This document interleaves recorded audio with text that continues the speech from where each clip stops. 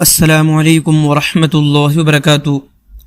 اسد الدین اویسی صدر کل ہند مجلس اتحاد المسلمین و رکن پارلیمنٹ حیدرآباد نے کہا ہے کہ بابری مسجد کے فیصلے نے ہندو توا گروپوں کو ہندوستان بھر میں مسلمانوں کی عبادت گاہوں کو نشانہ بنانے کی حوصلہ افزائی کی ہے۔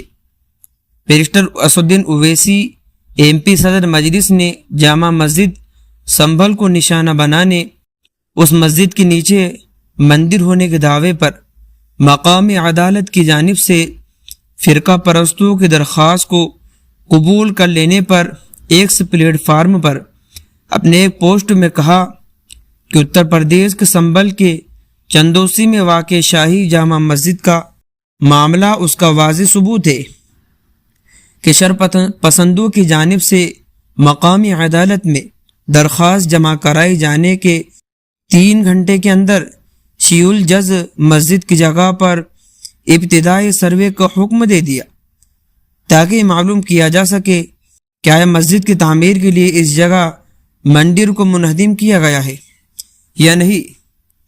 حیرت کی بات یہ ہے کہ درخواست ایک وکیل نے دی جو سپریم کورٹ میں اتر پردیش حکومت کی اسٹینڈنگ وکیل ہے۔ اس درخواست کی ادخال پر عدالت نے حکم جاری کر دیا اور سروے بھی اسی دن انجام دیا گیا۔ اویسی نے کہا کہ اسی طرح ایک عدالتی حکم کے 1 گھنٹے کے اندر بابری مسجد کے تالے بھی فریق ثانی کے سماعت کے بغیر کھول دیے گئے تھے۔ صدر مجلس نے کہا کہ جس سرعت کے ساتھ سنبھل میں یہ کارروائی انجام دی گئی ہے، اس طرح کی رفتار دیگر عام معاملات میں نہیں دکھائی جاتی۔ اویسی نے کہا کہ اگر عدالت اس طرح کا احکامات پر عمل درآمد کرتی رہے گی تو عبادت گاہوں کا قانون محض ایک ڈیڈ لائن بن کر رہ جائے گا۔ صدر مجلس نے کہا کہ عبادت گاہوں کا قانون کا مقصد اس طرح کی کسی بھی قانون کی کارروائی جو کہ عدالتوں تک پہنچنے سے روکنا تھا۔ اویسی نے کہا کہ صدیوں سے اس طرح استعمال ہونے والی مسجد کو فرقہ وارانہ قانونی چارجوئی کا نشانہ بنایا جا رہا ہے۔ عدالتوں کو اس طرح کا امور کا خاتمہ کرنا چاہیے۔